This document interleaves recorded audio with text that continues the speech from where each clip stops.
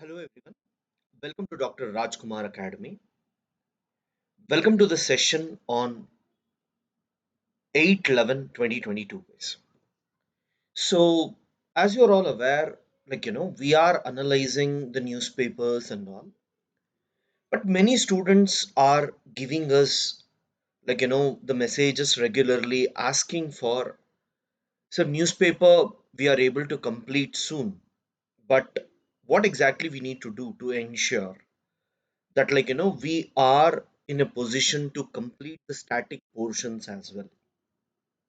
I understand that completing static portion is extremely important, similar to the way when we are looking at current affairs and other aspects.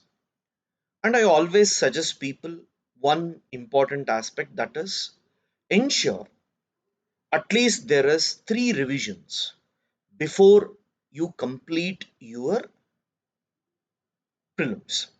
So, before you write prelims, at least three revisions must be there. So, many people are skeptic. See, I'm talking with respect to two types of students here. Is one type of student who is attending the classes, which is provided by the institutions. Wherever you are, you may be attending the classes and you may be completing the syllabus. The other set of students whom we look at is who has completed the coaching but you are preparing for your exam. Now comes the biggest challenge. Now the biggest challenge for you is the people who are sitting at home and simply preparing, you are not aware how to plan the day or a week. There are no specific targets given to you, and if you take up a book you will be able to complete it soon. So you feel, is this the time to start for prelims or should we focus on mains, optional? All these aspects are there. But whatever you do, ensure that minimum three revisions needs to be done. So at Rajkumar Academy, we are planning to have a REAP program, guys. So this REAP program is to ensure that the students will be writing one test every week, and at the same time we ensure that they revise them regularly. So I'll tell you how the plan is being there. Now, according to the plan, if we start now, we will be having one set of revision till Jan. Feb and March you will have another set of revision. April and May you will have third revision. There are sectional tests, in the sense every topic wise tests I'll give you, and then I will also give complete paper wise test. So let me explain a little bit more about the actual plan that we have. Now let me say guys, there will be history test, there will be polity test, there will be geography test. Just giving you an example. Now 3 weeks over, fourth week I want you people to revise once. Now, initial these tests will be 50-50 questions. Just for you to complete the syllabus. Targets and completing the syllabus. And in the fourth week, I will give you history plus polity plus geography once. Again, one complete test will be there. Why? Now you see, the main intention here is to help you out people to revise them regularly. Sir, I read history now, I read polity, I read geography, but I forgot. But if I give 1 week time, as you would have read recently, the way you approach and the way you answer will be completely different. So, I want you people to follow the procedure along with us, right? So, now after Jan, Feb, and March, again you will be writing all the tests, so that would be second revision, and then you will have third revision. And I know many students are not able to clear due to CSAT. So we are having almost 11 CSAT papers. The main reason to include so many CSAT papers is CSAT can be cleared only with practice guys rather than doing solving problems. And when you give one specific week to prepare CSAT, and if you have scored less in the previous one, it is very easy for you to score next. And guys, let me tell you, most of the questions when institutions make, they try to make it as complex as possible. And the reason for this is, no one should feel the question is very simple to answer. That is the actual mindset of the people.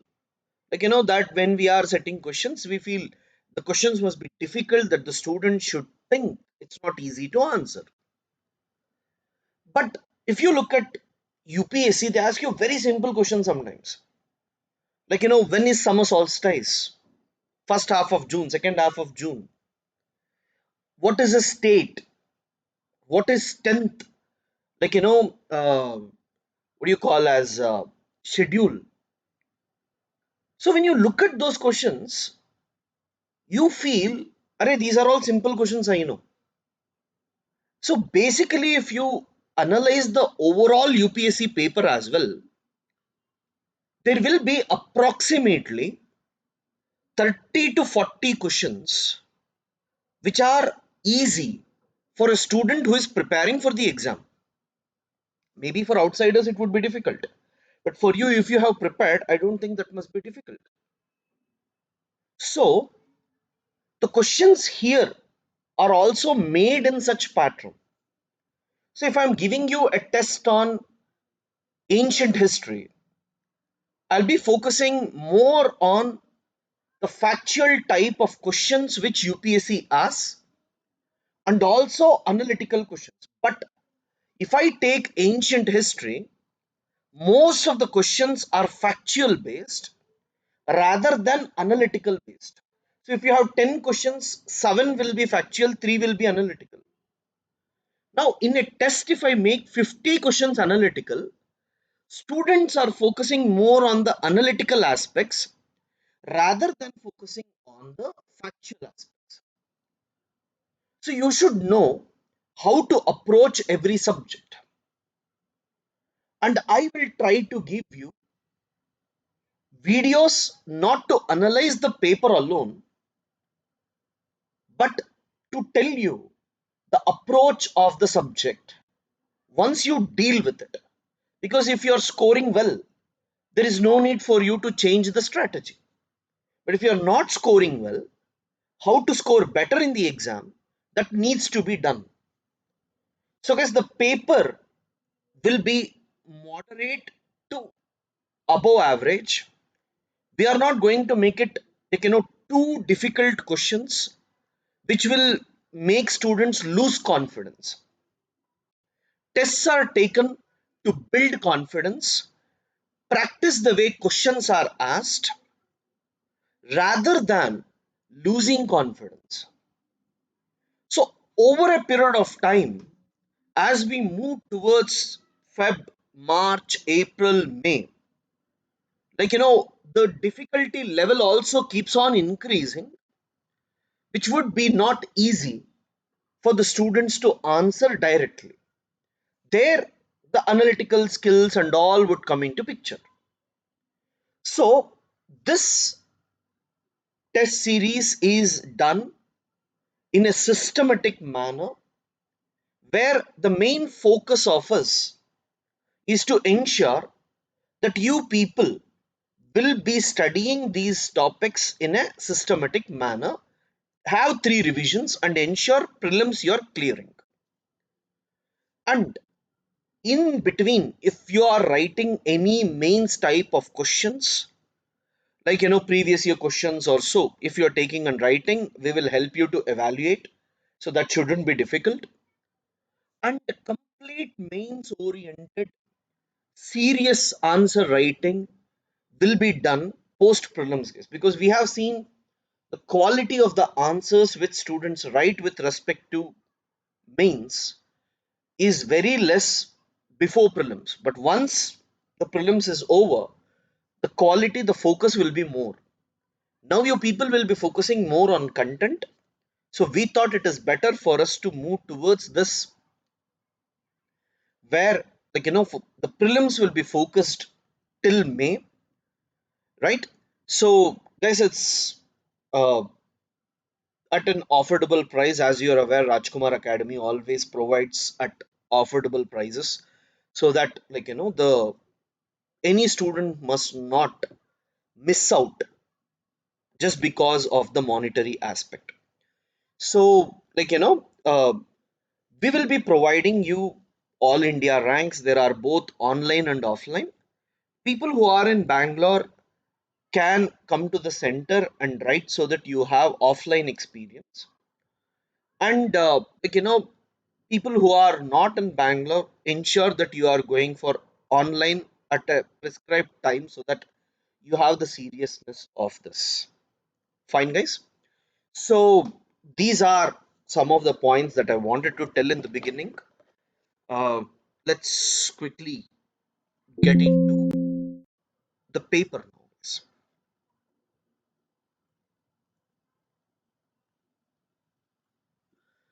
Governor alleges constitutional collapse in Kerala. So, guys, last from 10 to 15 days, we were reading about Kerala governor and the government, especially with respect to appointing vice chancellors. See, guys, every university will have a vice chancellor and he must be appointed by governor. But any act of the governor must normally try to include, like the recommendation of the chief minister, right? Governor cannot solely act on his fantasies. He should always act according to the aid and advice of the chief minister, or we call it as cabinet. But in this particular case, the governor is trying to say that I have been authorized to appoint anyone as the vice chairman. So I am going to appoint. This is absolutely wrong.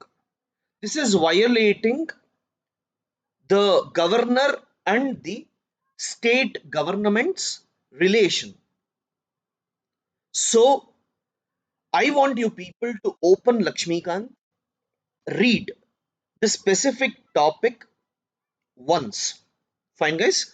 The specific topic I want you people to read once. What is it? Like, governor and cabinet ministers relations. Second, I want you to read governor specifically, right? So what are the powers of the governor and what are the powers of chief minister? This must be clear to you. High possibility they may ask you question on this, right? Supreme Court in a majority verdict upholds the EWS quota. Guys, yesterday there was a judgment with respect to EWS quota. So let me explain this concept once. See, guys, India if we are talking about religion or caste based, so you may say Brahmins, Vaishyas, right, Kshatriyas, and then you have SC, ST, OBC. You have several communities which are divided on the basis of caste in India, correct? Now, mostly the three are excluded, but the remaining are given reservation. This is called horizontal compartmentalization of reservation. Fine.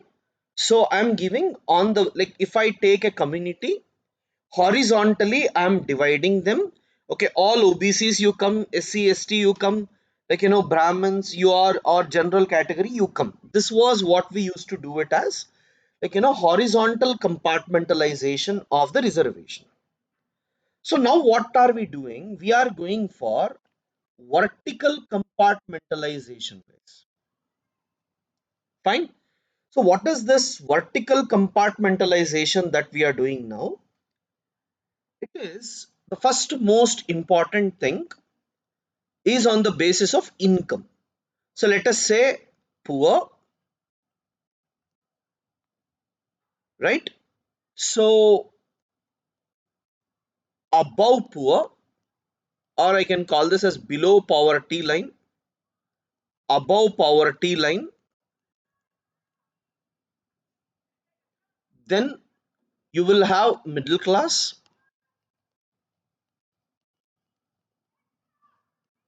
and you have rich. Now this will be there in every community. I hope you agree. Within SC ST there will be poor, above poor, middle class, rich. Within OBC you will have, but the percentage will vary from one community to another community. Now government through EWS, economically weaker section, for the first time has seen that economy as a proper criteria to provide reservation. Now this reservation is called as vertical compartmentalization. That means whoever is within the poor, within the caste, upper caste, you will have economically poor people who must be given some reservation.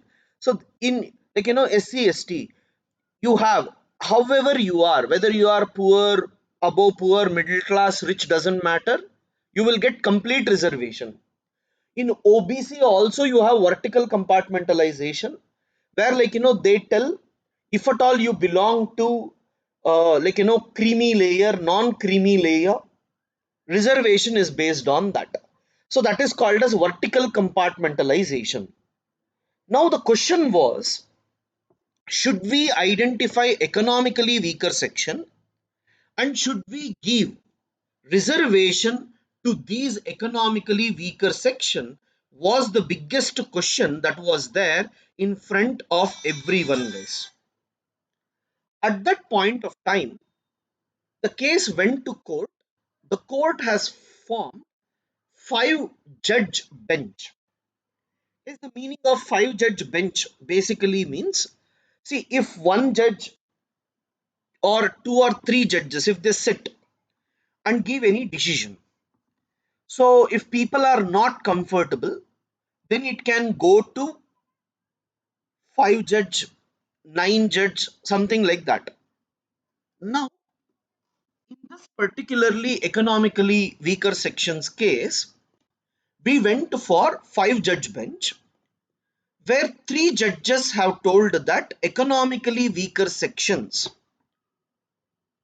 can be given reservation and it does not violate the basic structure of the constitution. So everyone, all of the five have agreed that it is not violating the basic structure of the constitution. There is no doubt. But excluding poor people from SC, ST, and OBC to get reservation in EWS is wrong, is what two judges told. And three judges told that already they have reservation, so it must be given to uplift economically weaker section, because this entire what do you call as reservation for economically weaker section is aimed at improving the economic level of poor within upper caste. So if we bring everyone into this, then the objective will be lost. That is what the court has told. But on the other hand, the other judges are saying that economy, if I have to improve economy of any community, then I should not go for reservation. Reservation is not a process to remove poor from the poverty. There are many other things that needs to be done, like skills, providing proper education, improving the economy of the country, rather than providing reservation. So there are these two arguments that are going on. And finally, 3 is to 2 wise, economically weaker sections are being given eligibility to get reservation, guys. So whenever you people, as the judges are divided, the communities may also be divided. There will be different opinions that keeps coming. I don't want you people to enter into that political aspects between different communities. My request to you is, try to have positives and negatives of this from both sides, right? From both sides, positives and negatives, I want you to note down. So this is already given in an article. So I will show you that. If you can write that complete article, it must be good enough, guys. Fine. So I will show you that, but I hope you understood this particular one. Next, this is the biggest news of this month, guys. So it's very, very important for you to have a proper notes for this as well. The second most important notes or issue is cooperate or perish. UN chief cautions at COP27.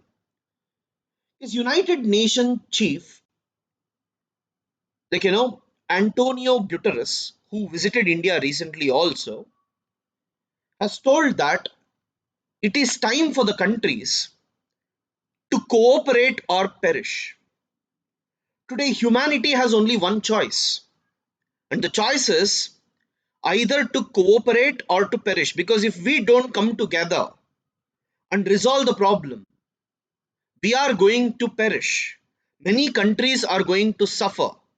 So it is high time that developed countries and developing countries together they come and try to resolve the problems and ensure that there is progress, guys. This is what is being said. I want you to write this line, and I want you to try an essay on this line. This is a very, very important and interesting quote that you have seen, right? And especially when you can talk about these lines, it would make sense. Fine. Humanity has a choice, cooperate or perish.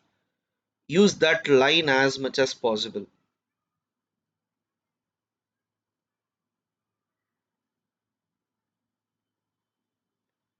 Yeah, it's just one or two things here. POXO Act forces Adivasis in Nilgiris in conflict with the law. See guys, there are certain Adivasi communities within the country to whom certain legal laws are applicable. Now, what has happened is, in these communities, due to these love marriages and all, people at a very young age they elope and get married. But when you look at the age will be very, very less, and because of this, they end up marrying someone who is younger than 18 years, and that would come as a criminal case, and that is leading the Adivasis to suffer. So they say it's very, very important to ensure that education, literacy, and awareness among them is maintained.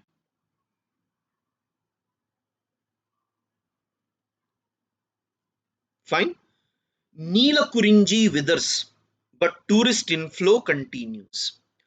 Yes, there are certain flowers called as Neela Kurinji flowers, which is present in Kalipara Hills in Idukki. Right? I just want you to write that. If they ask you Neela Kurinji flowers, Kalipara Hills in Idukki, right? Which normally blooms in October.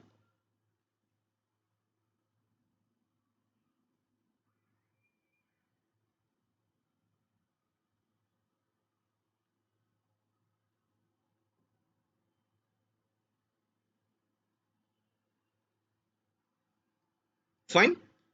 So, guys, now the age of minimalism in India Pakistan ties. Yes, Happy Mon Jacob is actually associate professor, and his articles are mostly critical of BJP. So he's trying to say that earlier at least we used to talk with Pakistan, but now we are not even talking with Pakistan. There is no progress in the talks,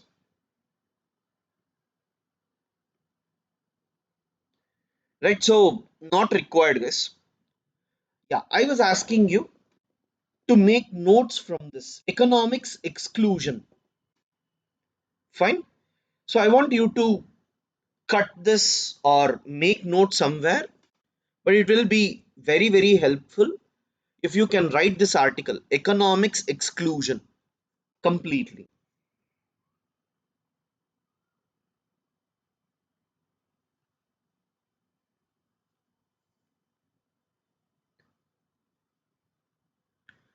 Yeah, the frontliners of first 1,000-day window of life.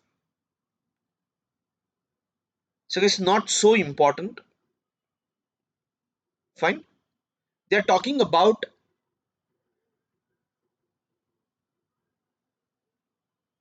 optimal maternal nutrition and infant and young child feeding, which would try to reduce what we basically call as two things, guys. One, maternal mortality rate. Second, child mortality rate. So the article is trying to argue that maternal mortality rate and child mortality rate, if you want to reduce, then it has to be done in that 1,000 days where there is brain development, significant body development, right? Strengthening of the child. So to reduce infant mortality rate, those 1,000 days are very important. And in that, Anganwadi workers, doctors, mothers, father, everyone has a role, and they have to be taught how to deal with them. Fine. So the article is basically saying how it is important to ensure those 1,000 days. So you can write below social issues, paper 2,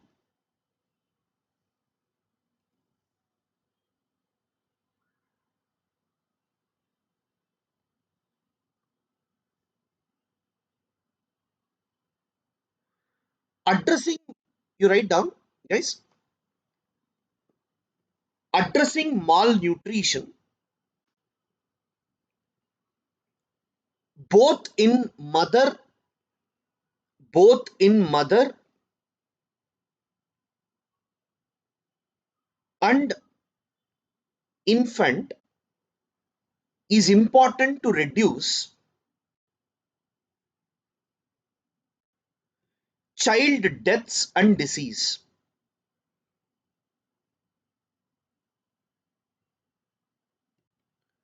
Full stop. Next paragraph. The first 1,000 days of life, the first 1,000 days of life is extremely important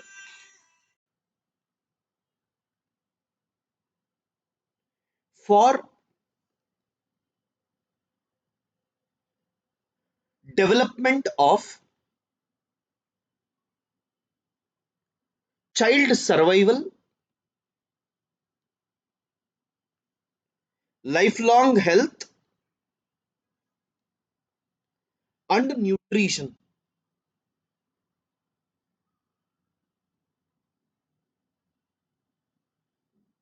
Next point. India has taken India has taken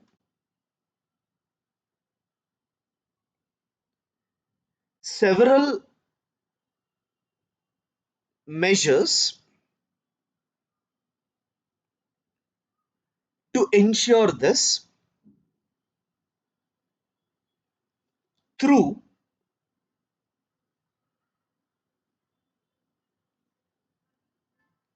programs like Poshan Abhiyan, Poshan Abhiyan, in brackets you write, Prime Minister's overarching scheme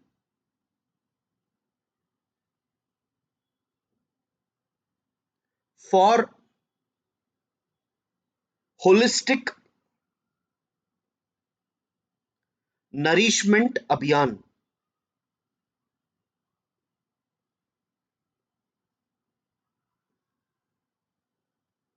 Yeah, you write below, apart from mother,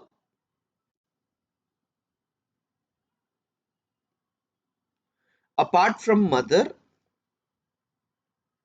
Anganwadi workers,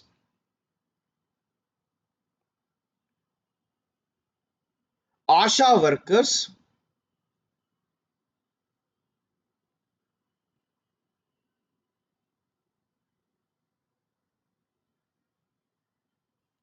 Asha workers,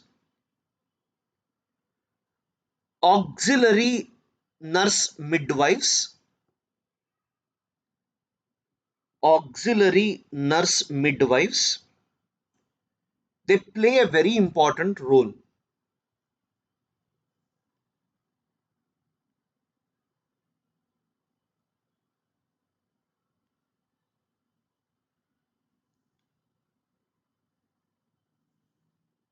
Next, guys, India's G20 presidency and food security. Guys, this is an article written by, representative and country director for United Nations World Food Program.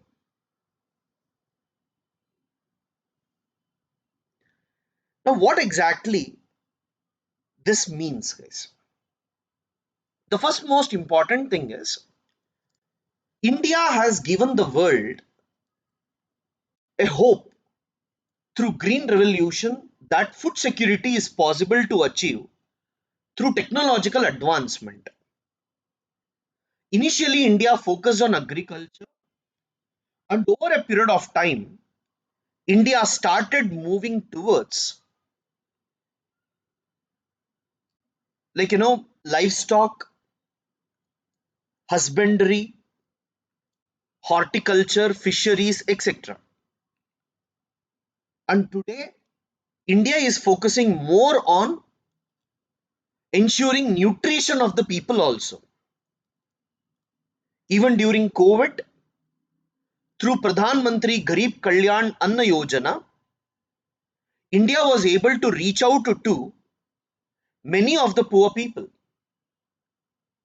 And today, when the world is in trouble because of Russia-Ukraine war, why? See, Ukraine is a place, Russia, Ukraine are the places where you have steppes grasslands, and in these grasslands, wheat is cultivated. Europeans and others are dependent on this wheat cultivation. And now, if due to war, if the wheat export is stopped, then food security will be affected. So, with increasing cyclones, floods, droughts, and all, let us say in Ukraine, steppes, or some other part, if there is some issue in future, this year only near steppes there were forest fires, like I think crop fires, where the crop was completely burned down. As the crop was burned down, the world did not had enough food to eat. So this can happen. Let me say the entire world is dependent on 3 4 places for crops, and one or two places got affected, then the food security of the world will be in danger. So India's experiment and India's experience should help in ensuring the food security, and we should ensure that we are not dependent on one region or the other, but we should focus on developing many other alternatives so that even if one area gets affected, the other area supplies the food to the world, right? So this is a very good article. I just want you to write about food security, mainly because you might have heard about global hunger index, where India was ranking very less recently, and people were feeling bad about India's performance. But on the other hand, when you have to say what all we have done to ensure food security, you need certain positives. So that needs to be written. So you write food security, hyphen. It is availability of it is availability of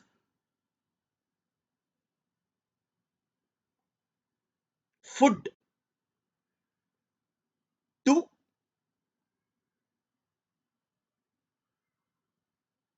common people, common people, not just in terms of quantity, but also in terms of quality.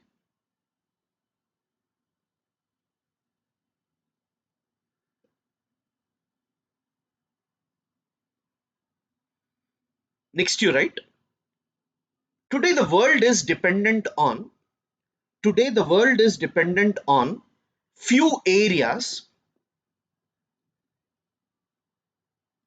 for cultivation,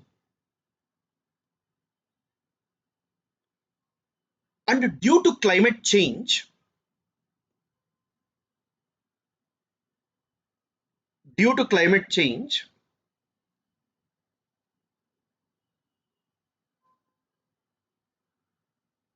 there is there is significant threat to food security.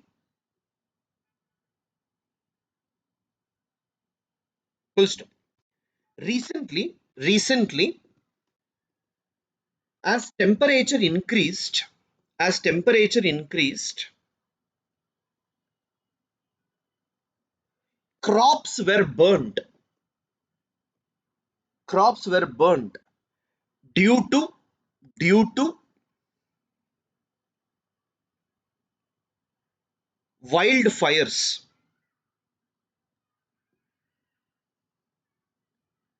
First, moreover, Russia-Ukraine war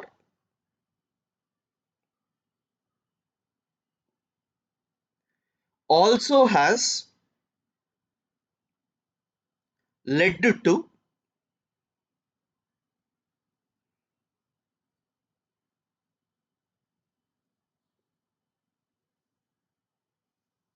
further food security problem.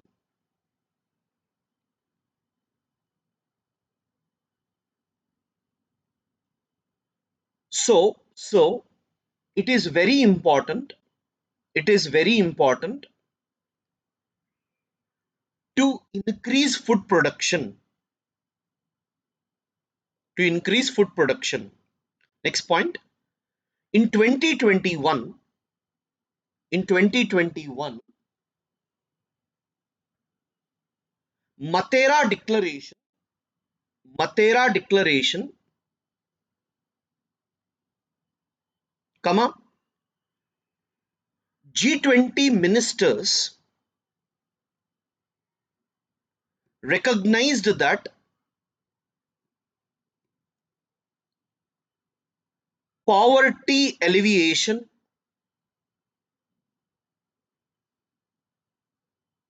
food security,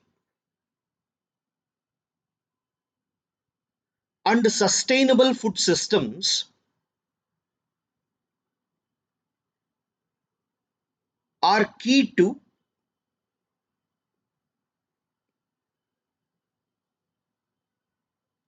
ending hunger.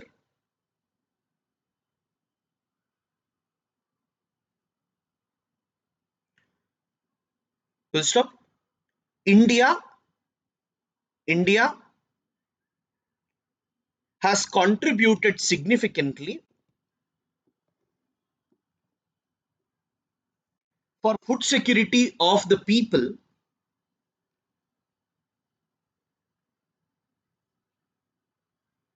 and also of other countries.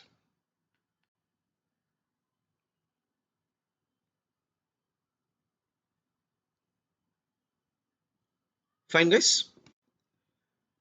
So this is enough. Over a period of time, I'll give you other aspects. But in this, the Matera declaration is important, guys. In 2021, G20 countries met and they had identified with respect to food security. So it can be prelims question as well. Please read it carefully. Yeah.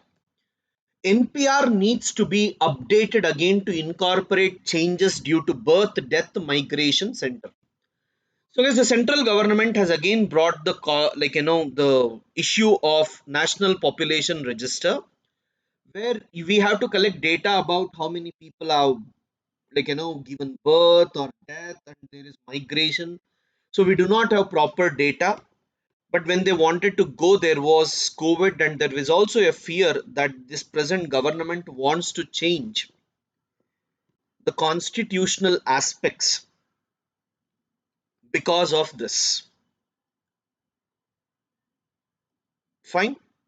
So don't worry, it's just political. FCRA changes aim to stop unproductive NGO spending. Very, very important, guys. So in paper two, that is in mains paper two, you have a topic called governance in that NGOs are there. And you know what these NGOs would do? These NGOs, they get money from foreigners saying that we want to go for poverty alleviation or provide food to people. So many NRIs and all who are there, they will send money to the NGOs. Now here what NGOs will do, they will hire 10 people. They give good salaries to them. Fine. They hire 10 people. They give good salaries to them and they buy cars, vehicles, everything, and they show it as expenditure. And entire money is used for administrative purpose rather than using for the purpose that is given. There are so many fake NGOs. So because of this, what is happening? The government has told that we will have a maximum of 20 to 50% limit, where administrative expenses must not be beyond this, because you can't take 1 crore rupees and tell that 1 crore is lost in maintaining the staff, but children were not given any food. So that is not correct, right? But the NGOs will tell government wants to control us, government is scared of us.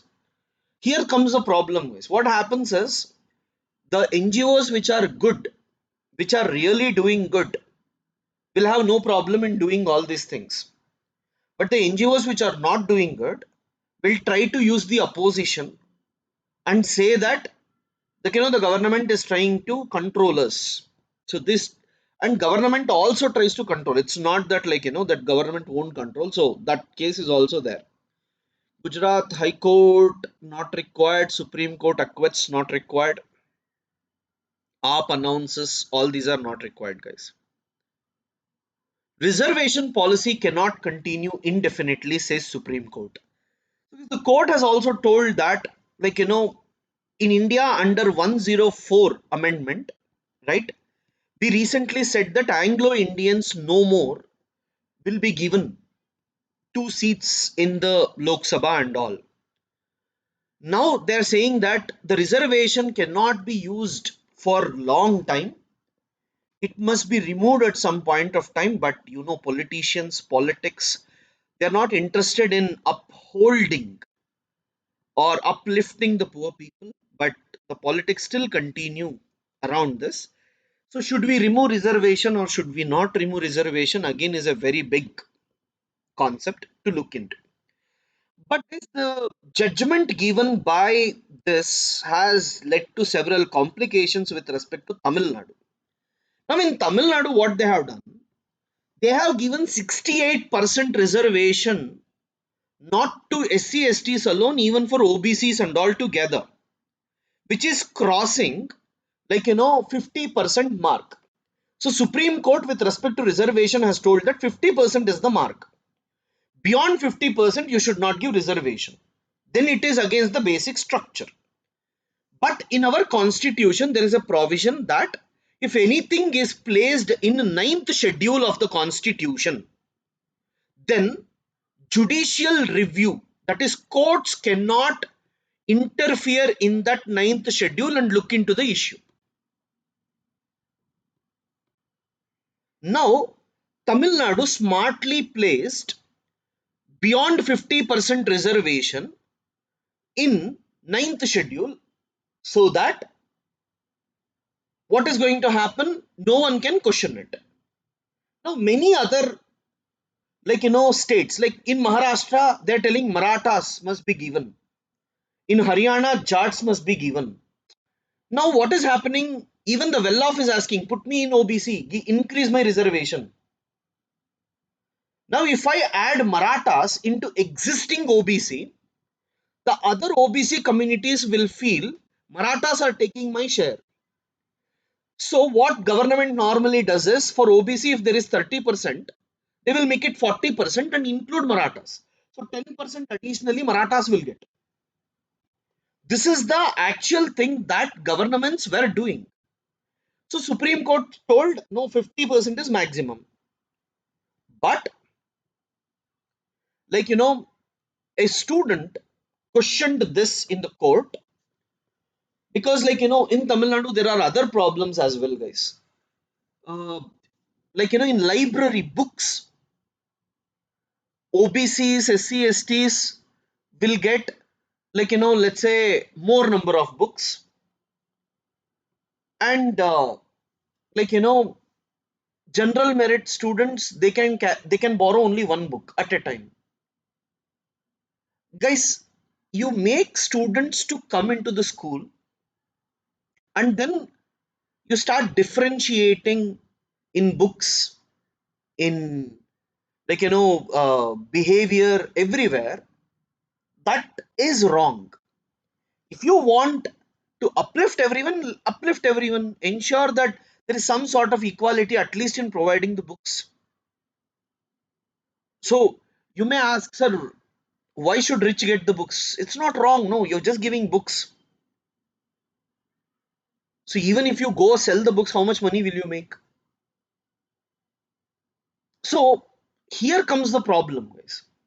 When we go to extreme extents, then people will suffer. That leads to issues. So don't try to create trouble to the existing. No one is against reservation. Everyone wants equality and everyone wants the poor to rise. But when you try to discriminate internally and try to provide, see, politicians are meant to divide and rule. And if we start supporting because he is supporting our community or he is from our community, then it's our foolishness. So the Supreme Court has cautioned that the EWS, whatever we have told, may cause problem to your bill as well. So we have to wait and see whether Tamil Nadu's provision of giving 69% reservation, will it hold good or not.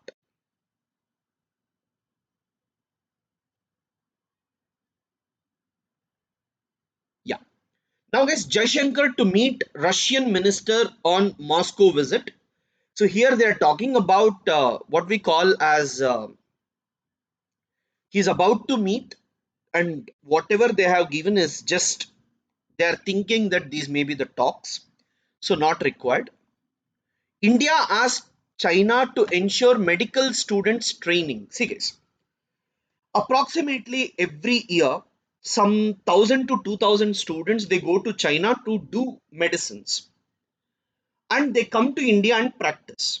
But Chinese certificates are not valid in India. So these people who come back have to write an exam, and if they qualify in that exam, then they are given permission to do the practice in India. But most of the students who come back, they are not eligible for this exam. It's like NEET.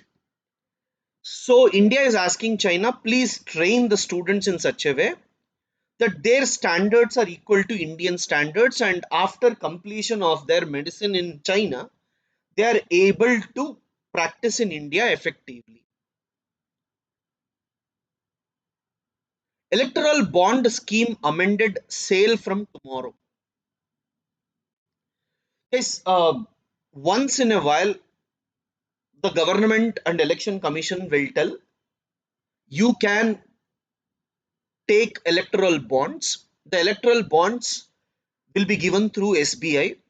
Anyone can go and purchase, and you can write to whom you are giving. So who is giving will not be known, to whom it is given will be known, and that is the way everything will go only to the bank, and from bank it will go to the party account. So there will be transparency in the funding. So that is being given. So in your polity classes, you would have read about electoral bonds, but I just want to tell you that it has been opened. We are on highway to climate hell. UN chief says at COP27. Guys, I will make a separate article or separate video on climate change and the summits once. But in this particular case, we are trying to say that if at all we people are not acting properly, then we are going towards climate hell. So it's high time that we all should go for reducing the use of fossil fuels. That is what they're trying to tell. As I told you, I'll give you a proper article for that, guys. Don't worry. Yeah. Guys, PM Economic Advisory Committee Chief Debroy has said that single GST rate direct tax sans exemption will be ideal. So, what exactly does he mean? So, let me tell you one after the other. So guys, there is something called as progressive taxes and regressive taxes. What is progressive tax? I earn only 5 lakhs, so I will pay 5% tax. Someone is earning 10 lakhs, he must pay 20% tax. Someone is earning, like 80 lakhs, he must pay 30% tax. So as your income increases, tax increases. This is called progressive rates. Regressive means whether you're rich or poor doesn't matter, you need to pay same tax. Let's say 5 lakh guy also pays 30%, 80 lakhs guy also pay 30%. 5 lakhs, how much are you taking? 30% means 1.5 lakh you're taking away from him. From rich, if you take more money, still he will have some money to run. But from poor, if you take more money, the poor will not be in a position to work. I'll just tell you this. There is a rich guy with 1 lakh rupees. If you take 100 rupees from him, and there is another guy who has only 200 rupees to feed his family, and from him, if you take 100 rupees, it is equality, but it is regressive because poor 100 rupees, even that you're taking, that's wrong. So that is called regressive tax.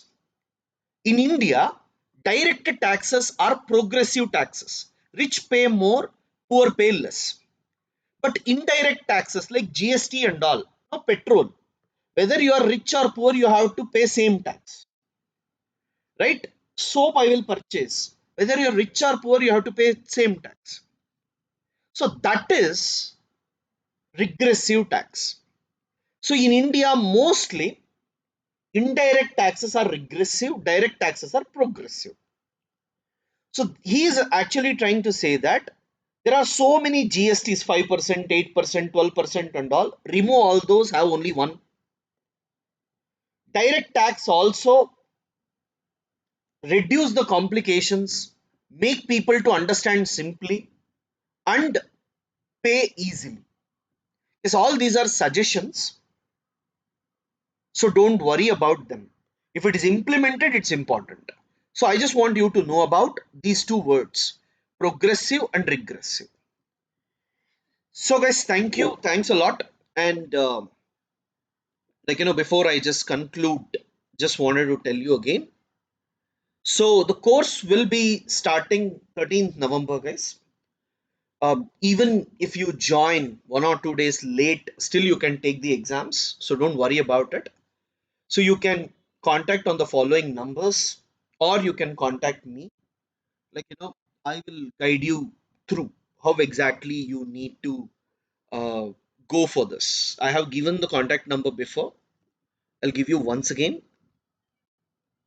so you can text me. Will help you out in ensuring that you are in a proper channel to clear this exam. Thank you.